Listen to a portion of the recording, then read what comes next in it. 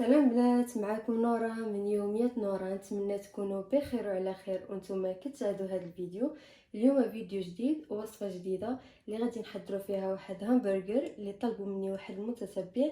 نتمنى انها تعجبوا الوصفه وبطبيعه الحال تعجبكم حتى نتوما، وتخليوا لي في التعاليق الزوينين اللي بحالكم كيف غادي تجيكم. ما نطولش عليكم فيديو وندوزوا المقادير اللي عندنا.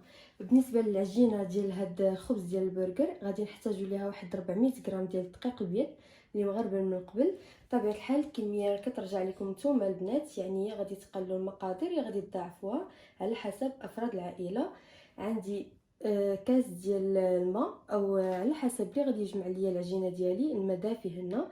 عندي واحد كاس ديال العنبه، هذا معبور كاس ديال العنبه اللي خديت خلطت فيه واحد معلقه ديال الحليب بودره نيدو. نتوما الا مكانش متوفر عندكم حليب غبره تقدروا ديروا غير الحليب عادي، ما كاين حتى شي مشكل، ولكن نيدو كيخلي لينا هاد العجينه ديالنا كتجي احسن. المهم هذا كاس يعني حتى هو دافي، كاس ديال العنبه. عندي هنا صلصه حاره صوص انجيريان، نتوما تقدروا ديروا صوص بيغي او اي صلصه كتعجبكم. عندي هنا الفرماج هكا مربع. عندي كميه من الكفته او اللحم المفروم، وعندي شرائح هكا ديال المطيشه اللي قطعت على هذا الشكل، والخس اللي بطبيعه الحال مغسول مزيان وناشف. عندي واحد الكميه ديال الجبن الاحمر اللي محكوك هكا رقيق، غادي نوريكم لاش غادي نحتاجوه. وعندي 4 كاس ديال العنبه ديال الزيت العادي، الزيت المائده، 4 كاس ديال العنبه.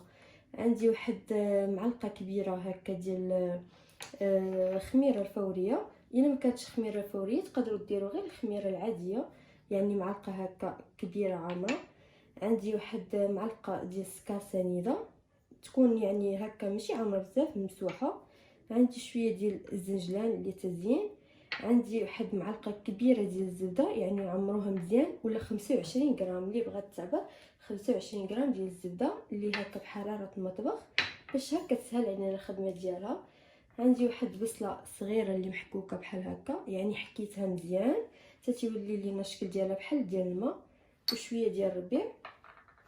بالنسبه للتوابل عندي ملحه، عندي البزار او فلفل اسود، وعندي تحميره فلفل احمر، وعندي الكمون، وعندي هاد المول اللي غادي نحتاج نشكل به هاد الكفته ديالنا، وعندي هاد ورق الزبده. غادي نوريكم لاش غادي نحتاجو وكيفاش الطريقه ديال التحضير ديال هادشي.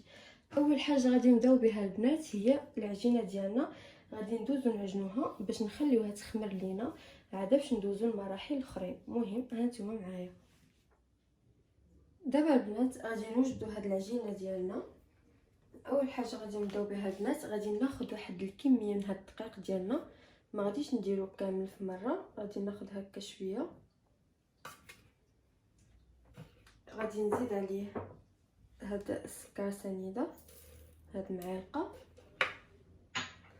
غنزيد عليهم الخميره، غادي نخلط شويه هكا،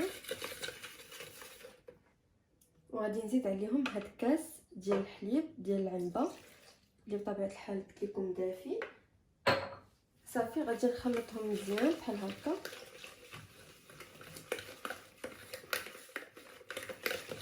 بحال هكا غادي نخليهم واحد 3 دقائق حتى 2 دقائق، غير تفاعل لينا غير شويه هاد الخميره ديالنا. صافي وغادي نرجعوا ونكملوا المكونات ديالنا. غادي نحط عليهم هكا، غادي نغطيهم ونرجع معكم. دابا البنات غادي نحيد عليها هاد الفيطه اللي بقيه بطبيعه الحال. صافي غادي ندوزو نزيدو هاد الدقيق ديالنا كما كتشوفوا. اللي بغات دير كلشي في مره ماشي مشكل، هاد الطريقه حتى هي راه زوينه هكا، غير باش تفعل لينا الخميره ديالنا غير شويه. غادي نزيد عليهم هاد الزيت بحال هكا، كما قلت لكم 4 كاس ديال الزيت ديال العنبه، الزيت العادي. اللي بغات تعجن في العجانه ما كاين حتى شي مشكل. غادي نزيد عليهم دابا هاد الماء دافي بشويه بشويه، ما نضيفوش في مره.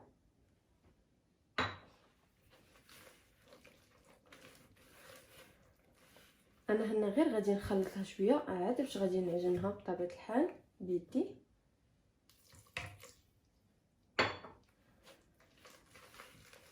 هكا.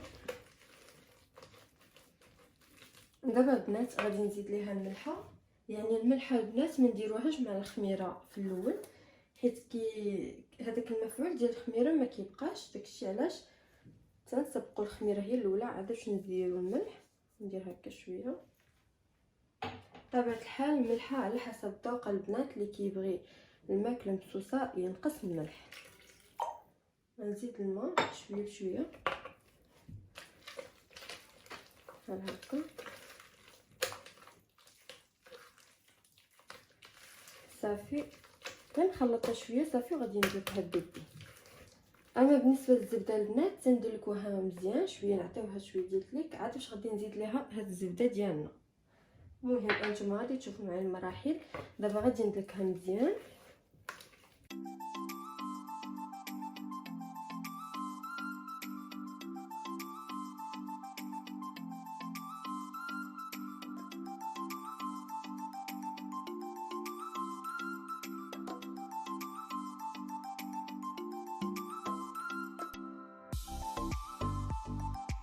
دابا البنات من بعد ما دلكت هاد العجينه ديالنا كما كتشوفوا راه ما كتجيناش هكا قاصحه بزاف، وما كتجيناش عاوتاني كتلصق لينا في ايدينا، يعني كتجينا هكا رطبه وفي نفس الوقت راه مرخوفه لينا، يعني ما تكونش قاصحه وما تكونش عاوتاني كتلصق لينا بزاف في يدينا. يا هانتوما صافي. غادي ناخذ دابا هذا البول، غادي ندير فيه واحد شويه ديال الزيت بعدا هكا، غندهنو شويه. غادي نحط دابا. اما بالنسبه للزبده راه كتبقى هي اخر مرحله البنات، يعني صافي حتى نكملوها عاد باش غنزيدو ليها هاد الزبده ندخلوها فيها مزيان. هانتوما كيف كتشوفوا الزبده راه عندنا بحراره المطبخ. صافي غادي ندخلها ليها مزيان هكا.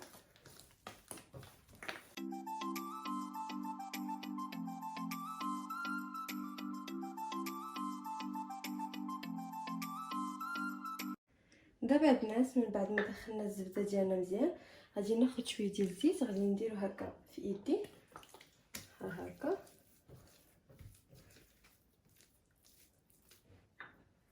بحال هكا وغادي نحطها هنا. تقدروا نتوما ترشوا هكا شويه ديال الدقيق، انا كندير هنا الزيت هكا كندهن به غير يدي وندوزو عليها. صافي دابا غادي نغلفها مزيان في الاليمونتير. بالنسبه لي انا البنات الطريقه اللي ديال باش تخمر لينا العجينه يعني كتجيني طريقه سهله هكا. كنشعلوا الفران بحال هكا اللي كنا خدامين به، صافي تنساليو كيكون طافي عليه. غادي نغلفها في الاليمونتير وغادي نخشيها في الفران وهو طافي، يعني غير دافي ماشي حتى يكون سخون بزاف. ما كتاخذش لينا الوقت البنات، يعني الا كانت غادي تاخذ لينا مثلا حتى نص ساعه راه كتاخذ لينا نص ديال الوقت. يعني دائما عندنا الوقت يعني كنربحو. الطريقه ديال الفران زوينه بزاف، انا كتعجبني يعني كنقتصد بها هكا الوقت دغيا. المهم دابا غادي نغلفها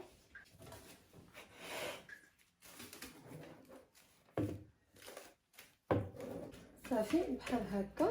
غادي نحط عليها واحد الفيطونقيه نلحى عليها وغادي ندخلها كما قلت لكم الفران. نتوما الا بغيتو تخليوها ياك هكا غير تخمر عاديه راه غادا تخمر لكم بطبيعه الحال، غير هي ديال الفران يعني الوقت كنربحوه. المهم دابا غادي نخشى الفران ونرجع معكم. دابا البنات ملي خشينا العجينه ديالنا هكا تخمر غادي نخليوها حتى يبان لينا الحجم ديالها ضعف لينا عاد باش غادي نخدموا بها. دابا غادي نوجدوا الكفته ديالنا باش تكون لينا واجده. غادي ناخذ هاد الكميه ديال هاد الكفته، غادي نزيد عليها هاد الربيع وهاد البصله. هاد البصله راني حكيتها مزيان هانتوما شوفوا كيف كتولي،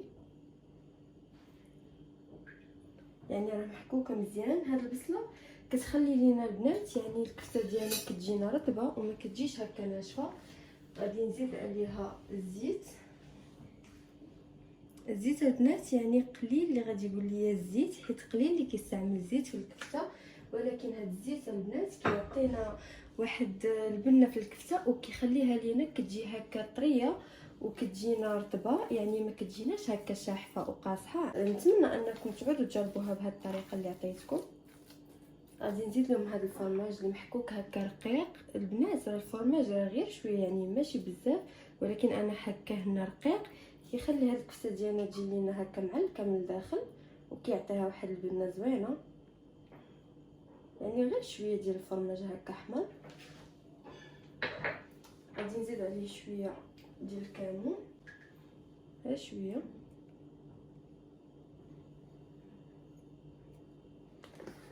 شويه ديال الفلفل الاسود او الابزار،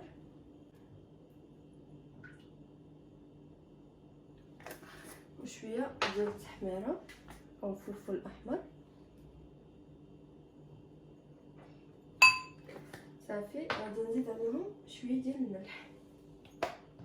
الملح بطبيعه الحال كما قلت لكم اللي كيبغي الماكله ناقصه ينقص الملح.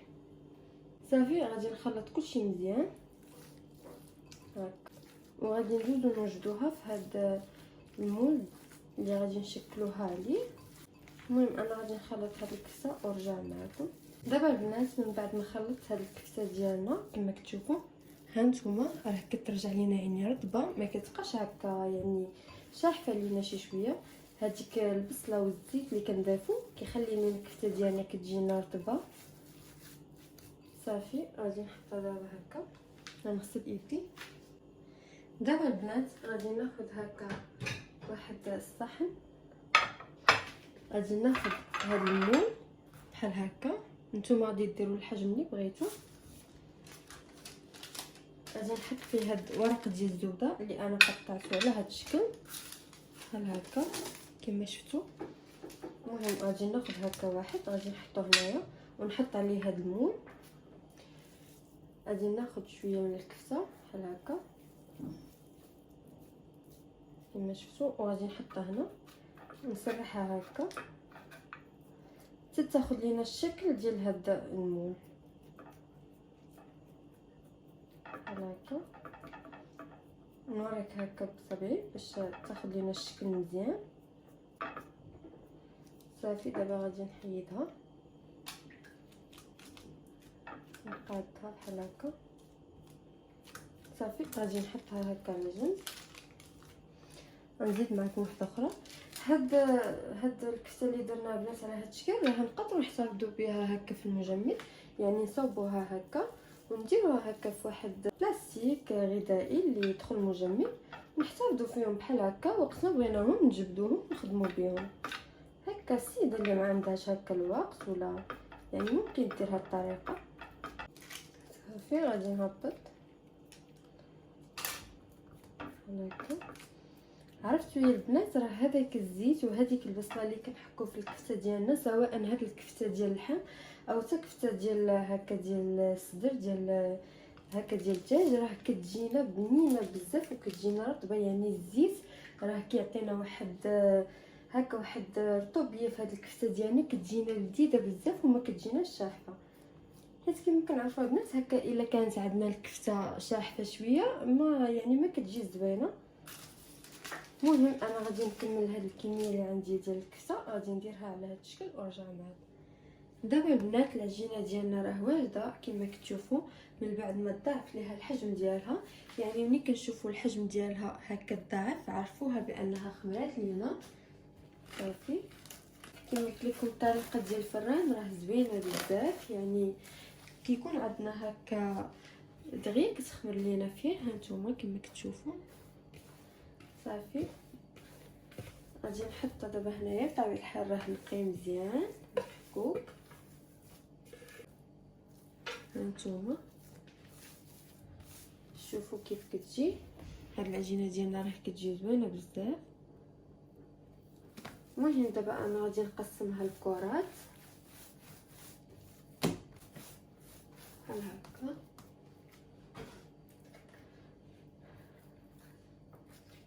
غادي نقسمها كرات على القياس اللي غادي ندير. بطبيعه الحال نتوما غادي ديروا القياس يعني اللي كيعجبكم، يعني كبار ولا صغار هكا متوسطين.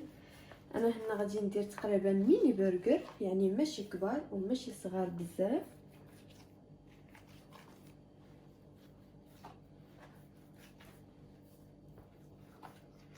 اللي بغات هكا ديرهم في الميزان باش يجيوهم قياس واحد، يعني تعبرهم باش يجيوها عبار واحد.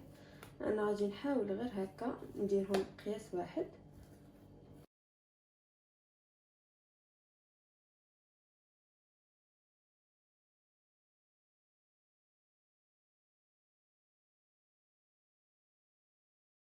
دابا البنات من بعد ما كملت هاد الكرات ديالنا كما شفتوا، خديت هنا هكا واحد الثانيه ديال الفران، دهنتها بشويه ديال الزيت، غير شويه وماشي بزاف. غادي نبدا نحط فيها هاد الكرات. طبعا الحال الحجم ديال هاد الكرات ديالنا او هاد الخبز غادي ترجع لكم. انا هنا راه زدت صغرت هاد الكرات ديالي شويه، درتهم صغار، شي حاجه خليتها صغيره، شي حاجه خليتها شويه كبر. بالنسبه للبنات باش غادي ندهنوهم، انا هنا غادي ندهنهم بشويه ديال الحليب. نتوما الا بغيتو هكا يجيكم عاطين اللون كتر، تقدروا ديروا صفر ديال البيضه او شويه ديال الزيت باش تدهنوهم. انا هنا غادي ندير الحليب بوحدو، يعني حليب فقط. كما قلت لكم تقدروا نتوما ديروا هكا صفر ديال البيضه، ديروا عليه شويه ديال الخل. صافي نحاول ما نقربهمش من بعضياتهم، غادي نكتفي غير بهذا القدر. المهم انا غادي ندهنهم دابا بالحليب.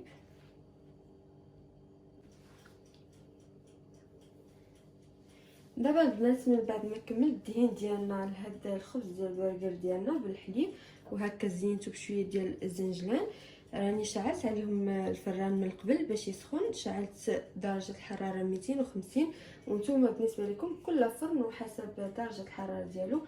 غادي نشعل عليهم من التحت يطيبوا لينا، هذا باش نشعل عليهم من الفوق باش يتحمروا. المهم غادي ندخلهم دابا يطيبوا ونرجع معكم يطيبوا لينا. دابا البنات من بعد ما طاب لينا هذا الخبز ديالنا كما كتشوفوا، هانتوما شوفوا كيف كيجي، راه كيجينا اكثر من رائع. المهم البنات دابا غادي نحطو هكا على جنب يبرد لينا غير واحد شويه. بما طيبنا الكفته ديالنا عاد باش غادي نحلو بالموس، حيت ما نحلوش هو يلا كيخرج من الفران باقي سخون، نخليه واحد شويه يبرد عاد باش نحلو. المهم دابا غادي نوجدو الكفته ديالنا. دابا البنات انا هنا خديت مقله درت فيها واحد شويه ديال الزيت هكا، غادي ندوزو غير بالشيته، والبوطه عندي منقوصه كما شفتوا. صافي غادي نحطها بحال هكا،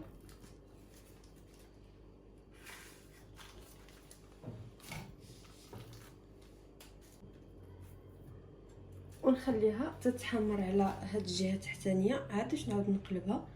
المهم ها نتوما معايا.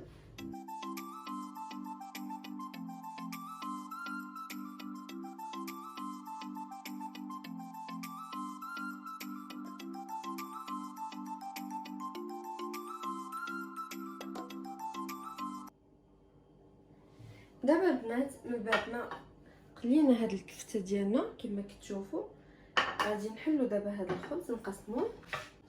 غادي ناخذ واحد المنشار بحال هكا، غادي نوريكم. ضروري نخليو انه يبرد شويه عاد باش نقسموه بحال هكا. هانتوما شوفوا كيف كيجي. المهم البنات انا غادي نقسم هذا الخبز ديالي كامل ونرجع معكم. دابا البنات من بعد ما كملت هاد الخبيزات ديالنا قسمتهم كاملين، غادي ندوزو نصوبوهم. غادي ناخذ هكا وحده، غادي ندير هاد الصوصيه الاولى اللي بطبيعه الحال اختياريه، غير هي كتعطينا واحد البنه زوينه. نسرحها شويه،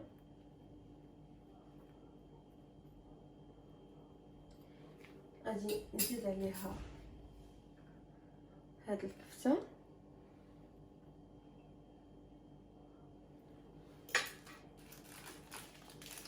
غادي نحط عليها الفرماج بحال هكا، خص طريف ديال مطيشه، وغادي نعاود ندير واحد شويه ديال هاد الصوص.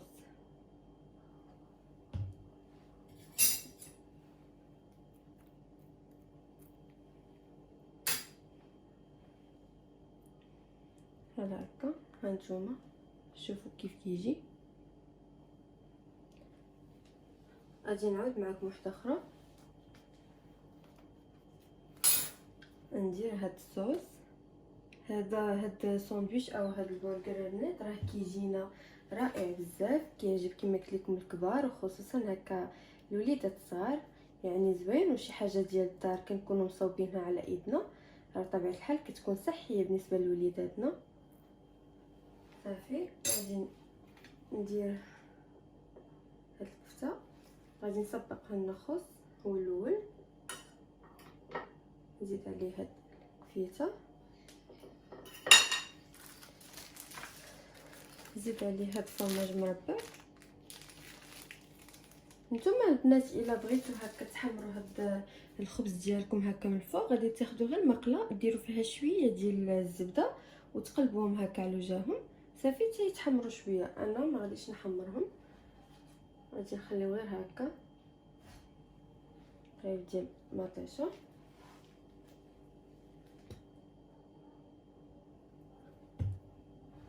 نسرحها هكا.